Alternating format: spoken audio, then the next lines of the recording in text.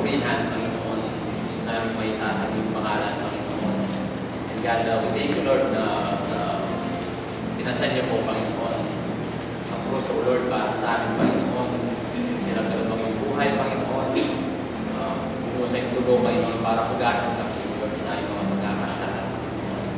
And God, namatay kayo, O Lord, para sa bawat sa O Lord, na hindi lang po sa mga nandarito sa lugar na ito, Panginoon, kundi sa bawat tao, Panginoon, na nasa mundo ito, Panginoon. And God, patuloy namin dinadalain, O Lord, na patuloy, Panginoon, na ang iyong mga ginawa, Panginoon. Marami pang tao, Panginoon. Alam nito, Panginoon, maraming mga tao mabusa ng kanilang mga mata, Panginoon. Makita tuloy na kaligtasan na iyong pinagkaloob, O Lord, para sa bawat sa Panginoon. Maraming salamat po, Panginoon, sa lahat. And God, bless with your Holy Spirit nga po, Panginoon, sa gabi ito. At God, paunahan kami sa gabi ito. Salamat po, Lord, sa inyo na nakaprihan, pagsambas sa salamat sa tayong pangalan. Maraming Panginoon, Jesus.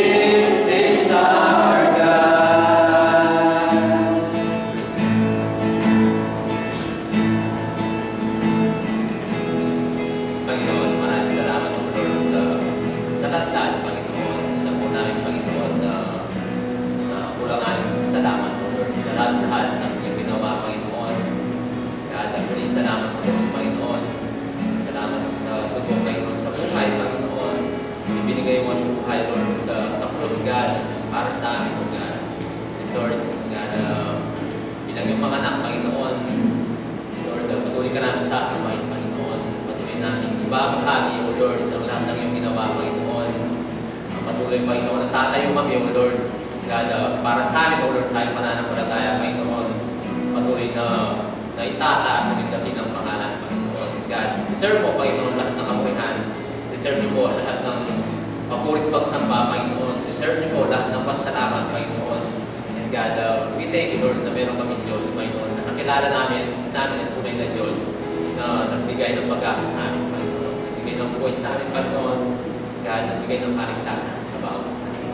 Salamat po, Lord. Sa inyo po namin ang pinakabatas na papurit pagsamba sa matamis na pangalan ng ating Panginoon Jesus. Amen. Take some time po and show each other some love. Say hi, hello, and good evening and good Friday.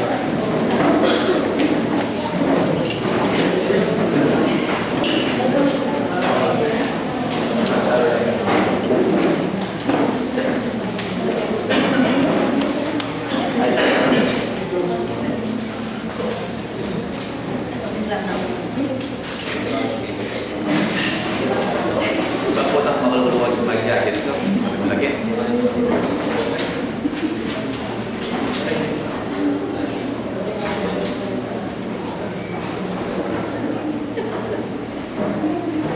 Good evening po.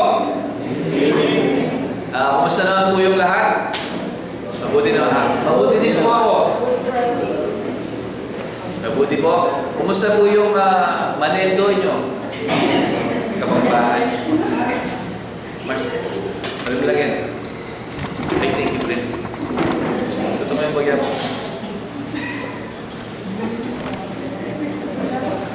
Okay, so if you have your Bible, please turn to Isaiah 53 verse 3 to 6 po tayo ngayong gabi. But before mag-start, reminder lang po, Sunday Easter service natin is 6 a.m. Diba? Again, Sunday service po natin, this coming Sunday Easter is 6 a.m. po ng umaga. So, let's pray. Panginoon, salamat po, Panginoon, for this wonderful night na pinagkaloob niyo sa amin, Panginoon. Lord, itong araw na to, Panginoon, na binigay mo yung buhay mo para sa amin, Panginoon, na yung dugo mo, dumanak dun sa krus, Lord, na siyang naglinis sa amin, sa lahat ng aming mga pagkakamali, kasalanan, Panginoon, lahat-lahat na, Panginoon, and thank you, Lord, for doing that, for your sacrifice, Panginoon, your love towards us, Panginoon, na we pray and ask, Panginoon, na hindi lang ngayon namin, araw na to, na Lord, natandaan, Panginoon, o alalahanin yung ginawa mo, but every day, Lord, sa buhay namin, na alalahanin namin what you have done, Lord, for us, Panginoon, for saving us from, Panginoon, from our sins, Panginoon, for the penalty of our sins, Panginoon. So thank you so much for everything. I know, Panginoon, na yung thank you hindi sapat sa lahat ng ginawa mo, Panginoon, and hindi ka Panginoon, hindi ka nag-a-ask, Panginoon, ng kahit anuman nakabayaran sa lahat ng ginawa mo. Lord, thank you. Thank you for everything you've done, Lord. May you continue to be magnified and glorified, Lord, in our life. Patuloy po namin kayo maglilingkuran, sasambahin ng pupurihin sa amin, Lord. Patuloy po kayo na ikaw yung maging sentro at mamuhay sa bawat buhay namin, Panginoon, bilang mga anak. We love you, Lord, and we praise you. In Jesus' name we pray. Amen. So, Isaiah 53, verse 3 to 6. So, yung ating title ngayon sa Good Friday sermon natin is Jesus Took Our Pain. So, Isaiah 53, 3 to 6 ngayong gabi ito. So, good evening sa inyo pong lahat. Ngayong gabi po, nandito tayo to remember yung special day na meron tayo. Diba? A special day na, special, pero puno po ito ng kasakitan. Puno ng kahirapan, o sa English, suffering. But, ito ay puno rin po ng pagmamahal. It is the day ang ating Panginoon ay pinako doon sa krus. Ito yung araw na ating Panginoon ay namatay doon sa krus. at tinatawag natin itong Good Friday. Ang tanong ko lamang, bakit Good Friday? Di ba? Matagal ko ng tanong na bakit tinawag na Good Friday? Why is it good? Dahil even though na napaka-painful na araw, na napakaraming pinagdaanan, suffering, itong araw na to, ito rin yung araw na to that Jesus paid our sins. Ngayong araw din ito, binayaran ng ating Panginoon ang lahat ng ating mga kasalanan. At kinuha niya lahat ng kapighatian na meron tayo. Yung pain na meron tayo. Binigyan niya tayo ng tsansa at bagong buhay. Life ng ating Panginoong Jesus. So ngayong gabing ito, as you know, we remember yung suffering niya. Babasahin natin yung book ng Isaiah chapter 53. But we will focus on verse 3 to 6. Ito ay isinulat 100 years before Jesus came. Diba? Itong prophecy na to, dinescribe kung ano yung nangyari sa ating Panginoong Jesus. Kung ano yung ginawa sa Kanya at bakit. So basahin natin yung verse 3 and hanggang 6 dito. Sinabi niya in Isaiah 53 verse 3 to 6, hinamak siya at idinakwil ng mga tao. Dumanas siya ng mga sakit at hirap. Tinalikuran natin siya. Hinamak at hindi pinahalagahan. Ang totoo, tiniis niya ang mga sakit at mga kalungkutang dapat sana'y tayo ay dumaranas. Ang akala natin ay pinarusahan siya ng Diyos dahil sa kanyang mga kasalanan. Ang totoo, sinugatan siya dahil sa ating mga pagsuway. Binugbog siya dahil sa ating kasamaan. Ang parusang tiniis niya ang naglagay sa atin sa magandang kalagayan. At dahil sa mga sugat niya ay gumaling tayo. Tayong lahat ay parang mga tupang na ligaw. Bawat isa sa atin ay gumagawa ng nais natin gawin. In English version, in Christian Bible Standard, sabi niya, he was despised and rejected by men. A man of suffering who knew what sickness was. He was like someone people turn away from. He was despised. And we didn't value him, yet he himself bore our sicknesses as he carried our pains. But we in turn regarded him stricken, struck down by God, and afflicted. But he was pierced because of our rebellion, crushed because of our iniquities. Punishment for our peace was on him, and we are healed by his wounds.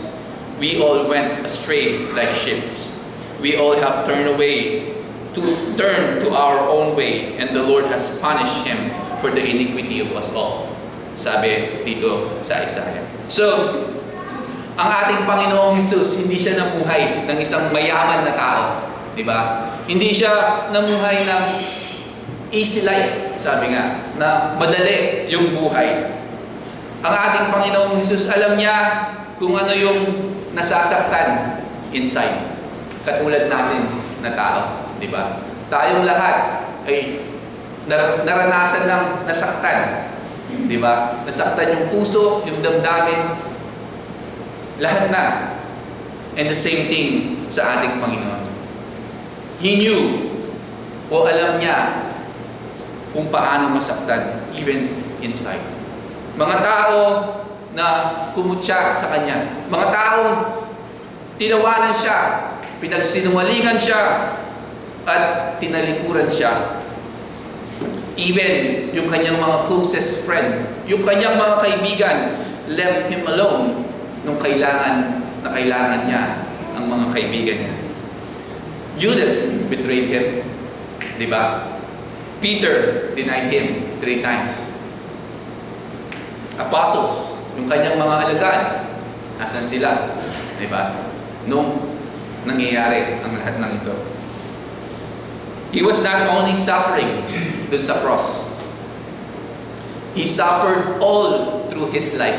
Yung kanyang buhay, 32 years, He suffered. Alam niya kung ano yung pinagdaraanan natin ngayon because dumaan din siya doon. Alam niya yung sakit, yung pain ng rejection. Alam niya yung loneliness. Alam niya yung sorrow. Alam niya lahat ng mga yun. Sabi nga ni Billy Graham, the cross is proof that God understands our sufferings. Itong quote na to ni Billy Graham, nagre-remind sa ating lahat that God ay hindi siya malayo o alam niya kung ano yung sakit na meron tayo. Sometimes, kapag dumaranas tayo ng mga suffering sa buhay natin, o mga kapagsubukan, mga kahirapan sa buhay natin, minsan iniisip natin, we wonder, sinasabi natin, ang Diyos ba talaga ay naiintindihan ako kung ano yung nangyayari sa buhay ko? Diba? Kapag mahirap yung buhay, kapag ang dami nating pinagdaraanan, there's pain inside of us. Minsan, sinasabi natin, talaga bang naiintindihan ng Diyos kung ano yung nararamdaman ko? Kung ano yung pinagdaraanan ko? Ngayong gabing ito, the cross gives us the answer. Yung cross ng ating Panginoon ay magbibigay sa atin ng sagot ng katanungan niyo. Yes, alam niya yung pinagdaraanan natin. Alam niya kung ano yung nandito sa loob natin. Yung pain, yung suffering na meron tayo. Ngayon bang gabing ito, ramdam mo ba na ikaw ay malungkot? Rejected? Or maybe broken ngayong gabing ito? Maybe sinaktan ka ng taong pinagkakatiwalaan mo. Maybe iniisip mo, no one is like, you feel like no one understands you. Na walang nakakaintindi sa'yo. Meron? Meron ba kayong pinagdaanan o pinagdaraanan ngayon na ganito? Tandaan natin. At sinasabi dito, that Jesus understands. Jesus, He was rejected too. Kamukha natin. Umiyak din siya. Nasaktan din siya deeply. At yung mabuting balita, alam nyo, He took all of that, yung mga pain na yon, yung mga suffering na yon, upon Himself for you and me. Alam niya kung ano yung nararamdaman nyo. Nararamdaman natin. Gusto niya na maglakad kasama niyo. Doon sa mga pinagdaraanan niyo sa buhay, doon sa mga kapighatian niyo sa buhay ngayon, doon sa mga pain na nararamdaman niyo ngayon, He wants to be with you. He wants to walk with you. Hindi ka nag-iisa. Hindi tayo nag-iisa.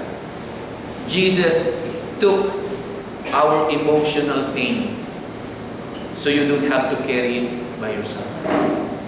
Kinuha niya yun. Nilagay niya sa sarili niya. So para hindi tayo mag-isa dito sa mundong ito. That's what Jesus said. That's what Jesus do. At sinabi niya in verse 4 and 5, ang totoo, tiniis niya ang mga sakit at mga kalungkutan.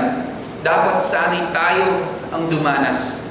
Ang akala natin ay pinarusahan siya ng Diyos dahil sa kanyang mga kasalanan. Ang totoo, sinugatan siya dahil sa ating mga pagsuway. Binugbog siya dahil sa ating kasamaan. Ang parusang tiniis niya ang naglagay sa atin ng magandang kalagayan. At dahil sa mga sugat niya, ay gumaling tayo. So Jesus Christ, hindi lamang niya kinuha o binitbit yung ating mga kalungkutan. He also carried yung ating mga physical pain sa kanyang katawan. Noong siya ay pinarusahan, nung siya ay pinagpapalo, nung siya ay pinako dun sa krus. Hindi lang yon isang Romanong pagpaparusa. But yun ay ang Diyos Ama allowing Him to take our sickness. Yung ating mga kahinaan and our suffering upon Himself, upon Jesus Christ. Yung salitang grief dito ay kung titignan natin sa Hebrew meaning is sickness. So Jesus, kinuha niya lahat yon, body and soul, to bring us healing sa ating buhay. So, iilan sa atin ngayon, maybe merong pinagdaraanan sa ating mga katawan, suffering in our body. Maybe tayo ay may sakit. Maybe tayo ay pagod. Maybe in pain right now. The cross reminds us, nagre-remind sa atin ngayong gabing ito, that Jesus, hindi niya in-ignore yung ating mga suffering. He stepped into it. Hindi lang siya namatay dun sa krus para sa ating mga kasalanan. He also came to heal our pain. Yun yung lagi nating tandaan. Hindi lang siya namatay dun para sa ating mga kasalanan. He came here to heal yung ating mga nararamdamang kasakitan.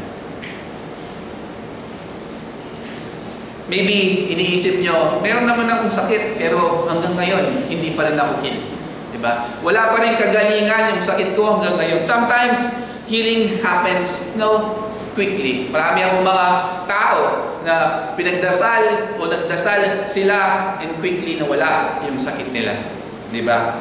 Pero may ibang tao naman that Jesus walked with them through the sickness. At ang Panginoong Hesus binigyan sila ng kalakasan at kapayapaan throughout their sicknesses sa buhay nila. Like I said, sometimes Jesus healed them quickly. Sometimes Jesus walked with you, alongside with you, dun sa mga sickness na yan, dun sa mga pain na yan, and give you the strength na kailangan mo at kapayapaan that He is there kasama mo. But no matter what, yung cross, yung ginawa ng ating Panginoon, ay nagbibigay ng pag-asa sa ating lahat. Yun yung tandaan natin. We can pray ng puno ng pananampalataya dahil alam natin, Jesus already carried yung ating mga suffering. Na kahit anong pinagdaraanan natin ngayon sa buhay na ito, the cross gives us hope. What Jesus did dun sa cross ay nagbibigay sa ating lahat ng pag-asa. And in verse 5, sabi niya, ang totoo, sinugatan siya dahil sa ating mga pagsuway. Binugbog siya dahil sa ating kasamaan. Ang parusang tiniis niya ang naglagay sa atin ng magandang kalagayan at dahil sa mga sugat niya ay gumaling tayo. I just read it again, yung verse 5. Lahat naman tayo, di ba, ay nagkasala. We all sin. Gumawa tayo ng mga bagay na alam nating mali sa buhay na to. Nagsinungaling tayo, nagalit tayo, nagselos tayo, merong pride dito sa buhay natin. At meron din, yung pinakamatindi is unforgiveness. Ang salita ng Panginoon, sinasabi, ang kasalanan separate us from God. Diba? At sa lahat ng yon, merong kaparusahan sa lahat ng mga kasalanan na ating ginawa. Pero merong mabuting balita. Jesus took our punishment in our place. Kinuha niya, pinalitan niya tayo. Parang meron kang kasalanan. Umarap ka sa isang judge. Sabi ng judge, ang laki ng kasalanan mo, guilty ka sa kasalanan mo na ginawa. Pero tumayo yung judge. Sabi niya, oh, tabi ka anak, ako na. Sabi niya. Di ba? Ako na yung tatanggap ng lahat ng kaparusahan mo. Oo, guilty ka. Pero ako na. Sabi niya, doon ka na. Malaya ka na. Sabi ng judge. It's the same thing with Jesus Christ. The good news, Jesus take our place. Pinako siya dun sa krus ng Kalbaryo. Hindi dahil sa kanyang kasalanan, but sa ating mga kasalanan. Siya ay hinamak. Hindi dahil nakagawa siya ng mga maling bagay, dahil tayo ay nakagawa ng mga maling bagay. Ang ating Diyos Ama ay inilagay lahat ng ating mga kasalanan, past, present, and future, sa ating Panginoong Hesus. He became our substitute, sabi ng salita ng Panginoon. So, ngayong gabing ito, ramdam ba natin, o are we feeling guilty ngayong gabing ito? Maybe iniisip natin na hindi na ako mapapatawad ng Diyos. Di ba? Maybe iniisip natin na napakarumi ko. Ang dami ko ng kasalanang nagawa. Nakakahiya na ako. Or unworthy ako to come to Jesus Christ. Sasabihin ko sa iyo ngayong gabing ito that Jesus already paid the price. Binayaran na ng Panginoong Hesus ang lahat ng yun. Hindi mo na kailangan bitbitin lahat yung guilt na yun. We can be free in Jesus Christ. We can be forgiven. We can be clean by accepting Christ sa buhay natin. By believing kung ano yung ginawa niya dun sa cross. By saying, sorry Lord, I made a mistake. Sorry Lord, I sinned. And I believe that you are my Savior. Then we can be forgiven. Then we can be set free because of what Jesus did.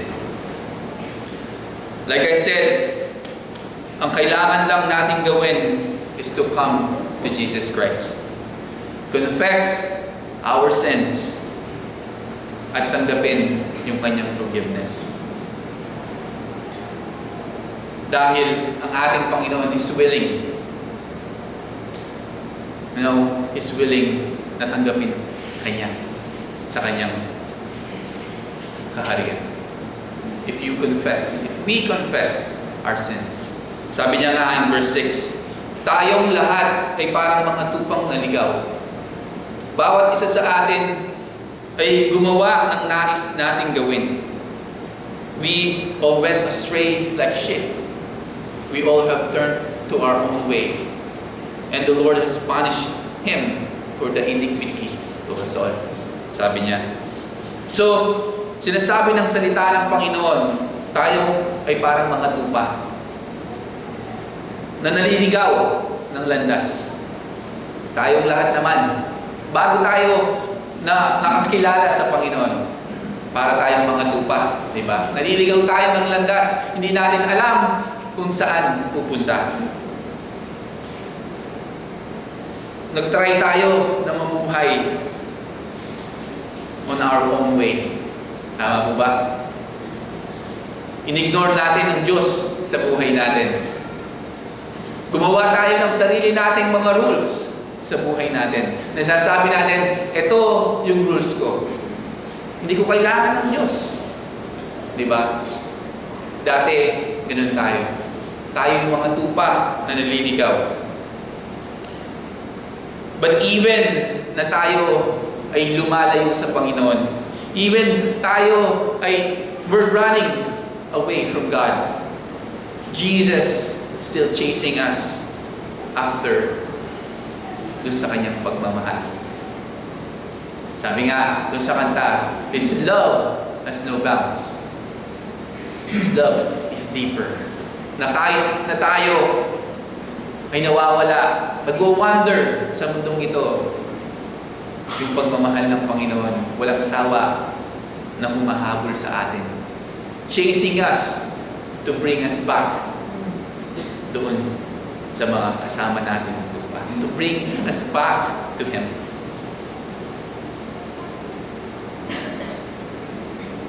So Jesus, kinuha niya lahat yung ating mga kasalanan. At yung ating mga kahihiyan at dinala niya dun sa cross. Sabi nga ni C.S. Lewis, though our feelings come and go, God's love for us does not. Sabi ni C.S. Lewis. Itong quote na to nagre-remind sa ating lahat, yung pagmamahal ng Panginoon is constant. Na yung emotion natin ay hindi constant. Meron kasing araw na yung ating nararamdaman ay naiiba. Diba? Sometimes, ramdam natin na napakalapit ng Diyos sa atin. Ramdam natin that God is very close sa buhay natin. Pero kinabukasan, minsan, feeling natin napakalayo ng Diyos. Sometimes, we feel dry or distance sa ating Panginoon. Or minsan, feeling natin unworthy tayo sa ating Panginoon. O feeling natin hindi tayo sapat sa Diyos. Di ba? Yung ating nararamdaman or our feelings can change based dun sa ating mood. Tama? Di ba? As bilang isang tao, nag-iiba-iba. Di ba? Dun sa ating, depende dun sa mood natin, depende dun sa circumstances natin, depende din dun sa mga kasalanan na meron tayo sa buhay. But, tandaan natin, God's love never change. Hindi nagbabago ang pagmamahal ng Diyos sa atin. Ang cross, yung ginawa ng ating Panginoon dun sa krus, ito ay isang ultimate proof na even tayo ay nasa worst na kalagayan. Na tayo na, sabi nga ni Paul, ako na yung pinaka makasalanan. Di ba? Jesus still chose to die for us. Pinili pa rin ng ating Panginoon na mamatay dun sa krus para sa inyo at para sa akin. Yun, yung tandaan natin. Kung ramdam natin, kung feeling natin we are unworthy, kung feeling natin na puno tayo ng kasalanan, tandaan din natin na pinili ng Panginoon na mamatay dun sa krus para sa iyo, para sa ating lahat. Yung pagmamahal niya ay hindi base kung gaano ka kabuti o kung gaano ka kalakas. Ang pagmamahal niya ay base kung sino siya. Yun yung tandaan natin bilang mga anak niya, bilang mga Kristiyano, bilang mga tao. It's not based kung sino tayo, kung gaano tayo katatag o gaano tayo palakas. But tandaan natin, nakabase yun kung sino siya.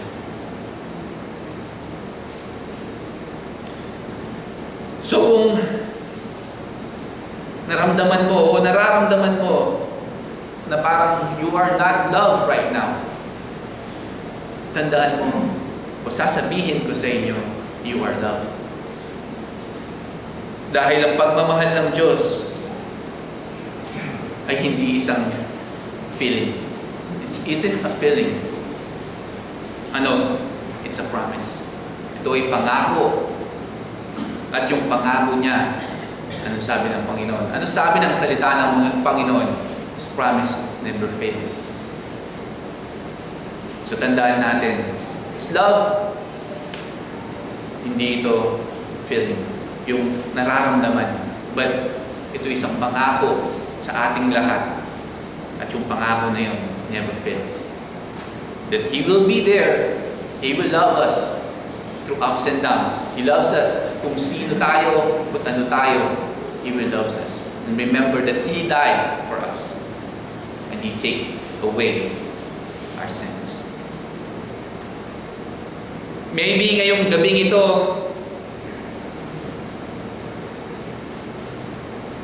malayo ka sa Panginoon. Maybe nagwa-wander away ka with God, sa ating Panginoon o from God. Maybe yung puso mo, o puso natin, grow cold o nanglalamig sa Panginoon. Maybe you've been living far from Him o malayo ka sa Panginoon ngayon. Ngayong gabing ito yung gabi na to na pwede kang bumalik sa Panginoon. Yung cross ay bukas. Yung kamay ng ating Panginoon is stretched wide like this. Hindi siya galit sa'yo. Hindi siya galit sa atin. Naghihintay siya sa atin. Sa'yo. So, remember tonight as we celebrate Good Friday, as Jesus died dun sa cross na yan, tandaan natin that Jesus took your pain, took our pain. Jesus carried your sorrow, our sorrow. Binayaran niya yung ating mga kasalanan. Ginawa niya yon out of love.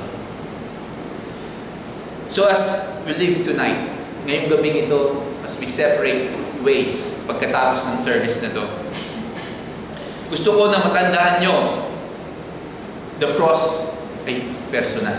The cross was personal. Hindi namatay ang ating Panginoon para lamang sa maraming crowd.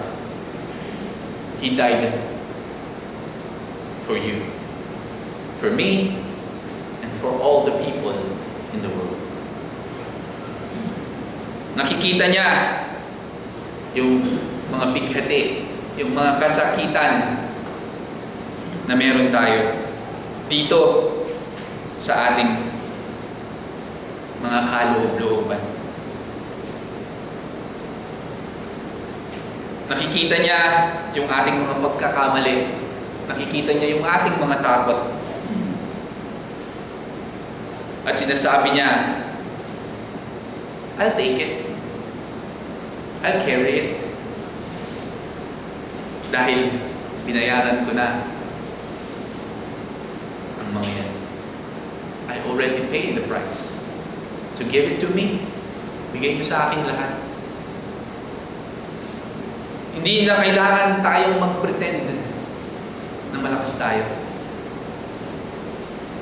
Hindi natin kailangan na itago yung mga sugat na meron tayo. Jesus took them all on Himself so you and me can be healed, forgiven, and set free. Yun yung tandaan natin. So don't walk away from the cross na hindi tayo nagbabago. Let it remind us tonight, hindi ka nakalimutan ng Diyos. Hindi ka malayo sa Diyos. You are not unloved. The blood of Jesus Christ that shed doon sa cross was for you and me. The pain na yung naramdaman niya ng mga sakit at hapde, it was for you and me also. At yung victory that He won is for you and me also. So tonight, may the Lord Jesus Christ, yung ginawa niya doon sa cross, hindi lang manatili dito sa kaisipan natin. Hindi lang yung ating kaisipan yung matouch. May it break yung ating mga puso wide open and filled with the love of God ngayong gabi nito. Ito yung kapangyarihan ng Good Friday. Katulad ng title natin, Jesus took our pain. so you can live in His peace. So para tayo ay makapamuhay sa Kanyang kapayapaan. So ito yung Good Friday. Yes, sabi nga dun sa quote, it may be dark now, but Sunday is coming. And because of Jesus, so is hope. So oo, nakakalungkot kung ano yung nangyari sa ating Panginoon. But again, it's full of love also. Dahil ito yung araw na ibinigay niya yung buhay niya para iligtas tayo lahat. So remember that, hindi lang ngayon, hindi lang every Semana Santa, hindi lang every Good Friday that we remember what Jesus did. But every day, dalhin natin sa bawat puso natin, sa bawat buhay natin, that Jesus died for all of us. So, let us live tonight na puno ng pasasalamat sa ating puso. Hindi sa kalungkutan, but sa pag-asa. Dahil, Sunday is coming. Alam nyo, what is Sunday? Anong mangyayari sa Sunday? Kanina nga, bago ako mag-umpisa, kailangan ko munang tignan yung teaching ko, baka Easter na yung may turo ko sa inyo. Kasi dalawa. So, make sure ko lang. But as, nagtuturo ay, nag-aaral ako, actually, pinanood namin yung the Passion of the Christ. Seeing what Jesus, yung kaparusahan ng ating Panginoon, doon sa pelikula na Passion of the Christ. Diba? Sinong nakapanood nun? Diba? Sinong nanood ngayon noon? Diba? Nakakaantig ng puso. Makikita mo yung beating na ginawa kay Jesus Christ. Na napaka brutal. Kung doon brutal na, how much more doon sa totoong buhay na nangyari na. Diba? Sabi nga, doon sa binasa kong libro, The Case for Christ. Sabi niya, kung hindi Diyos ang ating Panginoon, hindi tatagal ang isang tao dun sa beating na yan. Dahil yung dugo na nawala sa Kanya ay hindi kaya ng kapasidad ng isang tao. So, don't forget that. Huwag natin kalimutan yun. Di ba? Ginawa niyang lahat yun for all of us. Sometimes, na pinapanood ko, makes me, emotional and, gusto kong umiyak. Hindi kasi ako iyakin sa movie. Joke lang, iyakin ako. But, again, let us be reminded ngayong gabi nito that Jesus, He loves us and He died for us doon sa krus. But before we end, let us remember what Jesus asked us to do. Ano yun? Sabi niya, do this in remembrance of me. So we will have communion ngayong gabi nito. To remember what Jesus, kung ano yung ginawa ng Panginoon para sa atin. So, yung communion po, hindi ito isang ritual. Ito ay isang pag-alala. A moment of remembrance. Kapag magkukommunion tayo, we don't come bilang isang perfectong tao. We come as forgiven people. We confess yung ating kasalanan. Maging grateful tayo. And to worship Him and i-recommit natin yung puso natin sa ating Panginoon. So, we need, take the moment. Itong moment na to, isipin natin yung pagmamahal niya. Pasalamatan natin sa siya, ang ating Panginoon, for taking our pain. Ask Him na linisin niya yung puso natin ngayong gabi nito. So, take this moment. I-search natin yung bawat puso natin before na mag-take tayo ng communion. Kung meron bang kasalanan sa buhay natin, ibigay natin sa ating Panginoon. Kung meron bang mga burden sa buhay natin, ilatag natin yan sa kanyang paanan.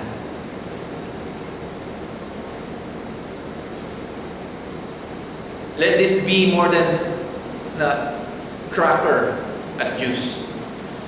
Maging sacred reminder sa atin yung pagmamahal ng ating Panginoon that rescued us and the Savior who will walk with us dito sa buhay na to. So, take your time. Let's bow our head and pray before we take the communion.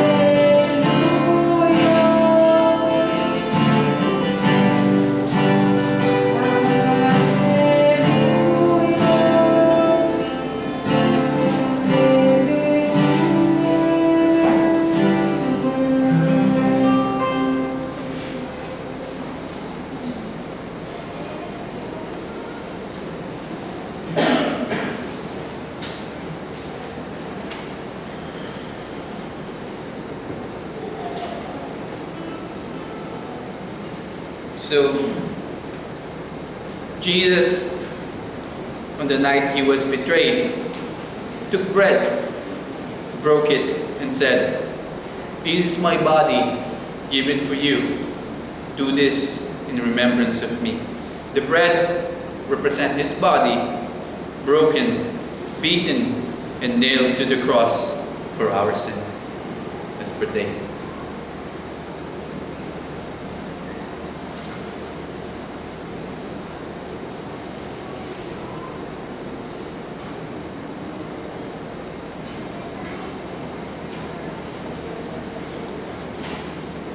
He then took the cup and said, "This cup is the new covenant in my blood. Do this as often as you drink it in remembrance of me." The cup represents his blood, poured out to wash us clean and bring us into a new covenant of grace. Let's partake.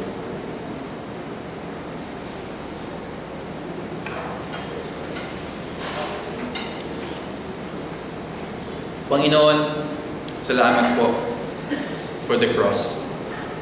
Thank you for taking my pain, Lord. Thank you for taking my sin, my shame. Lord, naaalala ko po, Panginoon, kung ano yung nagawa mo dun sa krus. Lord, patawarin mo po ako, Panginoon, sa lahat ng nagawa mo pagkakamali, Panginoon. Lord, kami po, Panginoon, nagpapasalamat, Panginoon, for that blood that you shed. Lord, dun sa mga natanggap mo na mga kasakitan para lamang sa amin, Panginoon. Lord, we appreciate everything, Lord. And Panginoon, continue to mold us, continue to shape us, Lord. Continue, Lord, na ikaw yung maging ilaw namin sa mundong ito, Panginoon. Tulungan mo po kami na mabuhay para sa iyo, Panginoon. Na hindi namin kalimutan, Panginoon, yung pagmamahal mo. Yung mga pangako mo, Panginoon, na sabi mo nga sa iyong salita, never fails. So Lord, forgive us for many times we wonder, we doubt, Panginoon. So Lord, we pray and ask na ikaw yung manguna sa buhay namin. Ikaw yung maging sandigan namin. Ikaw, Panginoon, yung maging sentro ng buhay namin, Panginoon. Lord, salamat sa araw na ito, Panginoon. Nawa, hindi lang sa araw na ito, Panginoon namin, Lord, i-celebrate yung ginawa mo, but every day sa buhay namin. Nang puno ng pasasalamat, Panginoon, sa lahat ng ginawa mo sa buhay namin. Lord, ngayong gabing ito, ay binibigay namin yung kapurihan at pagsamba sa iyo. Salamat, Panginoon, for this opportunity that we come together, Lord, to praise you, to hear your word, and to be encouraged by you. Lord, we pray and ask na patuloy mo pong gabayan ang bawat mga anak mo as we go in separate ways. Continue to bless them, Lord. Continue to guide them. Continue to be with them. Kailangan po namin kayo sa buhay namin. Without you, Lord, we were nothing. So we need you, Lord. We need you. We need your presence in our life. We need your Holy Spirit, Lord, in our life to guide us, Lord. And thank you so much again. And we commit all these things in Jesus' name. Amen. So, with your Bible, say your prayers, and see you Easter Sunday. Sing saya. Let's stand and worship the Lord.